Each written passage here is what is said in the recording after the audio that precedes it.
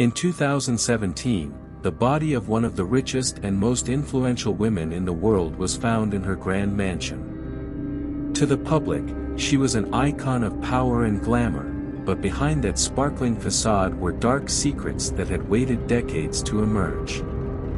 A legal battle, financial manipulations, and a legacy corrupted by a dark past began to surface, leaving friends, family, and even employees wondering who was really controlling her life in her final years.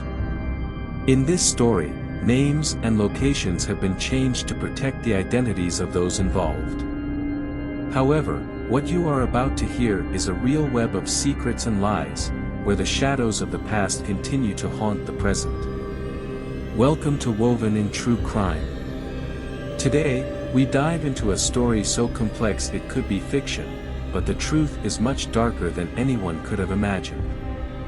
In 2017, the body of Lillian Baxter, heir to Estee Lauder, was found lifeless in her Beverly Hills mansion. Known worldwide for her glamour and wealth, Lillian's death shocked the public, but what would follow would shake them even more. It wasn't just the end of a cosmetics magnate, it was the beginning of an investigation that would uncover dark secrets. Behind the high gates of her estate, Lillian had spent her final years in isolation. The lavish parties and social events had given way to silent and empty days. Distant friends, estranged family, and around Lillian, only those who seemed to benefit from her excessive generosity. Among them, Frances Martin, a close friend who became a constant presence, receiving lavish gifts and valuable homes. But what really tied Lillian to him? And why did she seem so willing to give everything away? Shortly after her death, a family dispute ignited the first suspicions. Frances Baxter, Lillian's daughter, filed a lawsuit against her mother, accusing her of favoritism towards Martin. The accusations brought to light a battle that had been going on for years, but there was something even more disturbing. Soon, reports emerged that Lillian's butler had secretly recorded private conversations, perhaps providing clues that the heiress had been manipulated in her final years of life. As the details of these recordings began to emerge, the case was no longer a simple family dispute.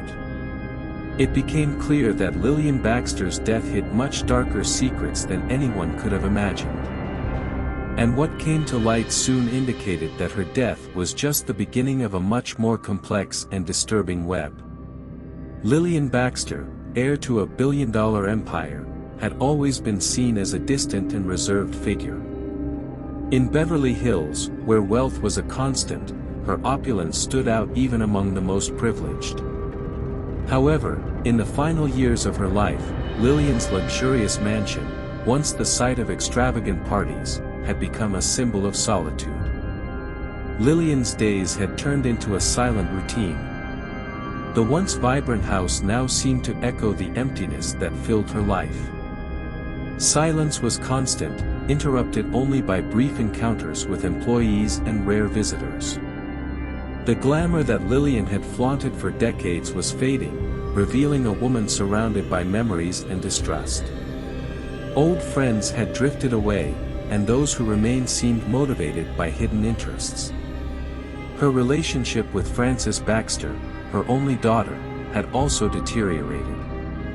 Rumors of old arguments circulated in social circles, and family friends commented that mother and daughter had been distant for years. Frances, often described as cold and reserved, seemed deeply resentful of her mother's choices.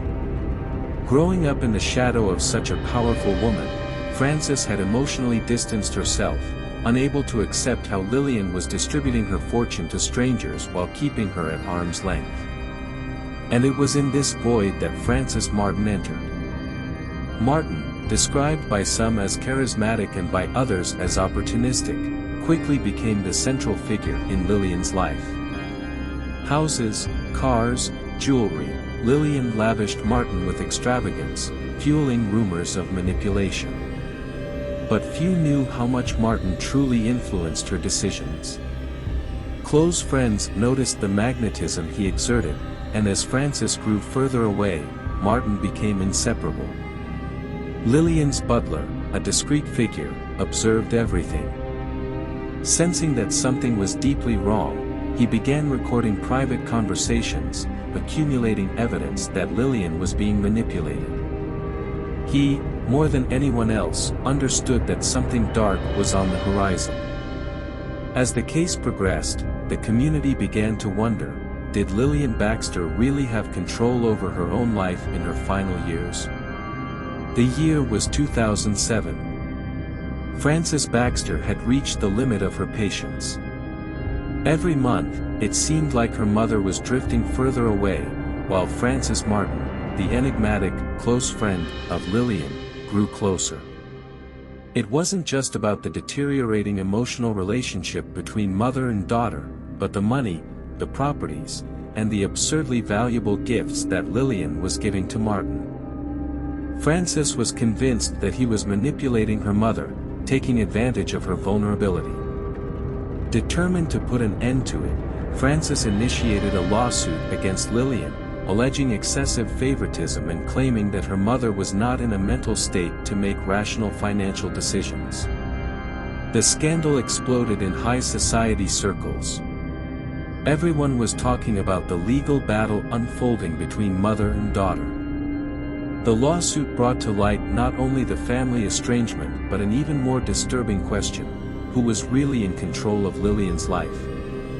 The police were called to investigate, and the first steps of the investigation began to reveal surprising details. Among the documents submitted to the court were suspicious financial transactions, evidence that Lillian had made deposits into international bank accounts and purchased overseas properties that had never been declared to the government. There were islands, jewelry, and works of art hidden from the public.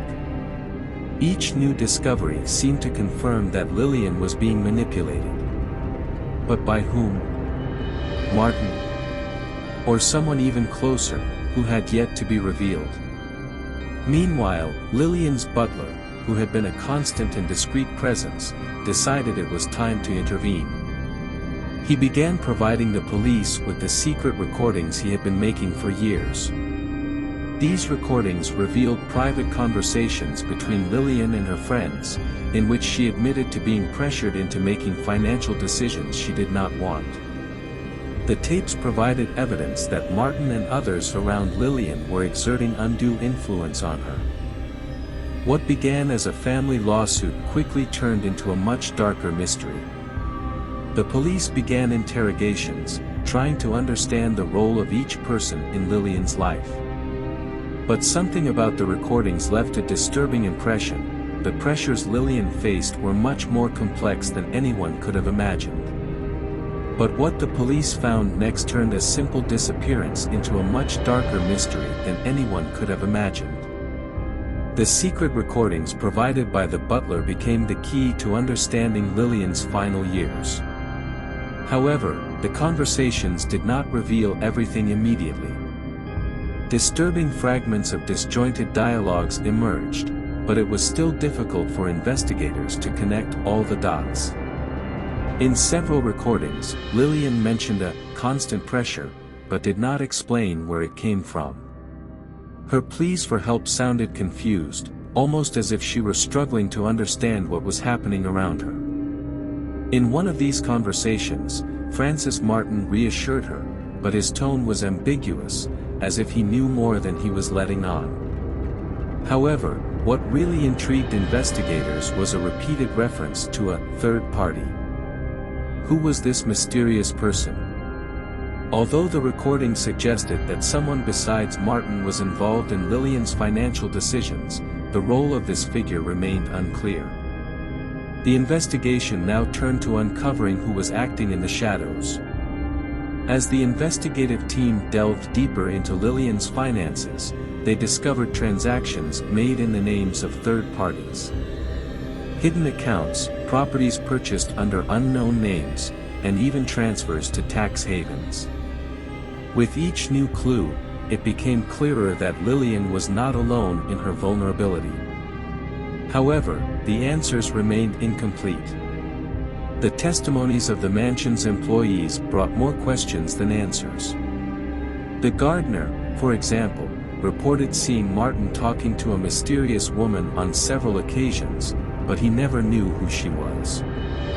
Lillian's former financial advisor mentioned that there were transactions that didn't make sense and that he had been kept out of certain decisions. These accounts, however, did not provide a clear picture, they only heightened the sense that something much bigger was at play. Meanwhile, Lillian's emotional state during her final years was beginning to emerge more clearly. She was increasingly isolated, unsure of whom to trust. The recordings revealed a woman on edge, almost paranoid, frequently questioning her own decisions and distrusting those around her. Her closest friends had distanced themselves, leaving her vulnerable to manipulation. And then, a new lead began to emerge, something related to Lillian's past, especially the figure of her father, Eugene Schneider. Investigators discovered mentions of old business deals, complicated inheritances, and a possible link to powerful figures in politics and high society. But the pieces still didn't fit. And then, the evidence brought to light a long-buried secret, something that, when revealed, would completely change the course of the investigation. The investigation into Lillian Baxter's life was about to take an unexpected turn. The disconnected clues began to align when investigators unearthed old documents, revealing a dark part of her family's past that had been carefully buried. Eugene Schneider, Lillian's father, was more than just a brilliant scientist and founder of Estée Lauder. During World War II, he had ties to figures in the Nazi regime.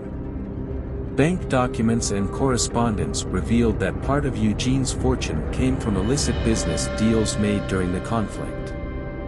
This secret, which Lillian had carried in silence her entire life, was the foundation of her wealth. She lived in fear that if this secret came to light, her reputation and that of her family would be destroyed. The weight of this past isolated her even further, and the silence about this truth eroded her closest relationships. Now, the investigators began to understand why Lillian was distributing her fortune so erratically, and the suspicious financial transactions finally made sense. The third party, mentioned in the recordings, seemed directly linked to this secret, operating in the shadows to protect, or exploit, Eugene Schneider's past. Francis Martin was brought in for a new interrogation. At first, he tried to deny everything, maintaining his composure and claiming ignorance of the transactions. But as investigators presented the evidence, his facade began to crumble. The sweat on his forehead increased, and his answers became more hesitant. Under intense pressure, Martin finally broke down. He confessed that he knew about Eugene's past and had used this information to manipulate Lillian. Threatening to expose her family's secrets, he secured his influence over her, in exchange for valuable works of art, properties, and control over her money. But what Martin did not expect was that Lillian was not being manipulated by him alone. The name of a more powerful figure appeared in the old documents. This individual had deep ties to Eugene Schneider's past and controlled much of Lillian's fortune through complex transactions and secret accounts. This figure, who had been operating in the shadows for decades, was more than just a manipulator. Their control over Lillian and her inheritance went far beyond what Martin could have imagined. Eugene Schneider's dark past had not disappeared. It had only transformed, kept alive by those who knew his secrets and were willing to do anything to protect, or profit from, them. But despite all the answers that emerged, one question still lingered: what really motivated all of this?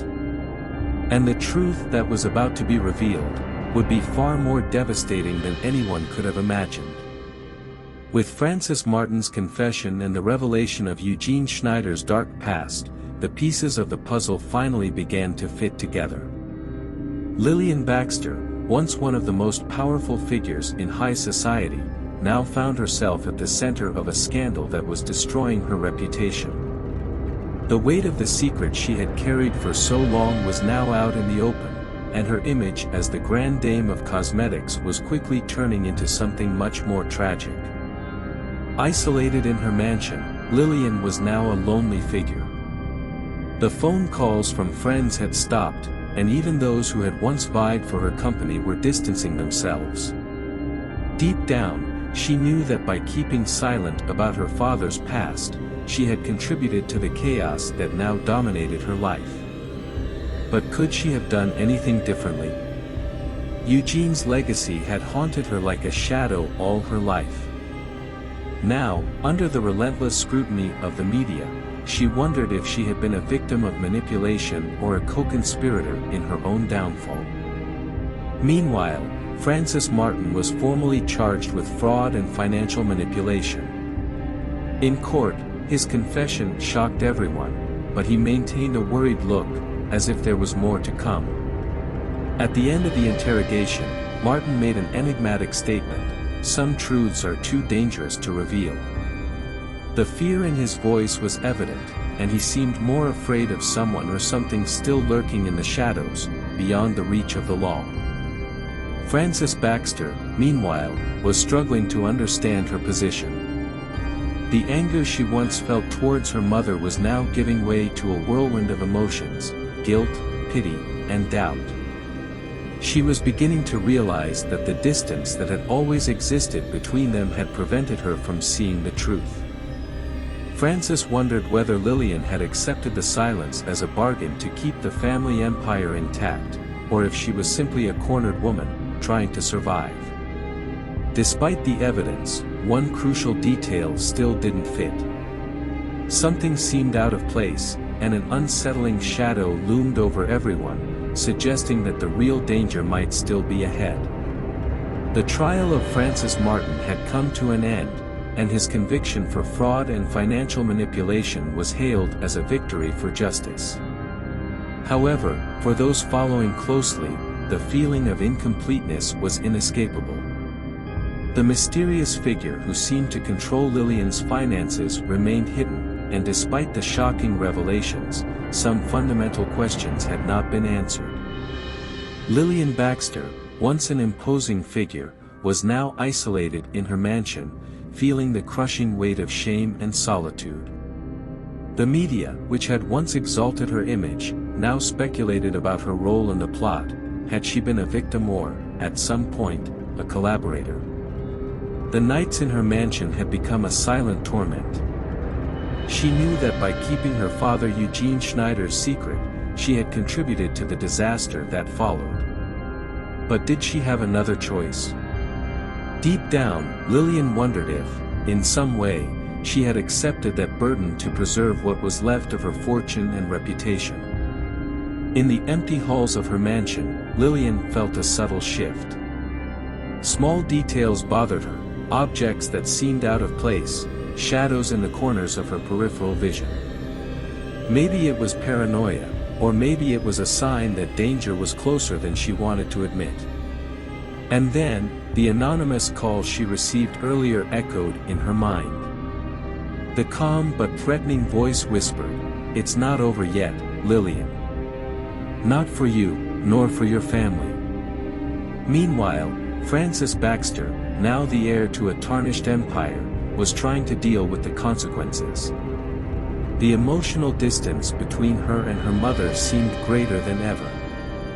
The weight of the dark legacy of the Baxter family was slowly becoming unbearable. Frances wondered, had her mother been completely manipulated, or had she accepted the price of silence to protect the empire?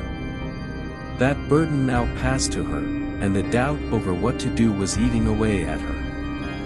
Parallel investigations began to emerge, exploring new leads and connections with political figures. But some of these investigations disappeared as quickly as they emerged, as if they were silenced by invisible hands. And powerful figures, whose names had been whispered, began to disappear from the public scene. The mystery deepened, suggesting that the real scandal was far from being fully resolved. But to this day, the questions persist: what really happened that night? And have all the secrets truly been revealed?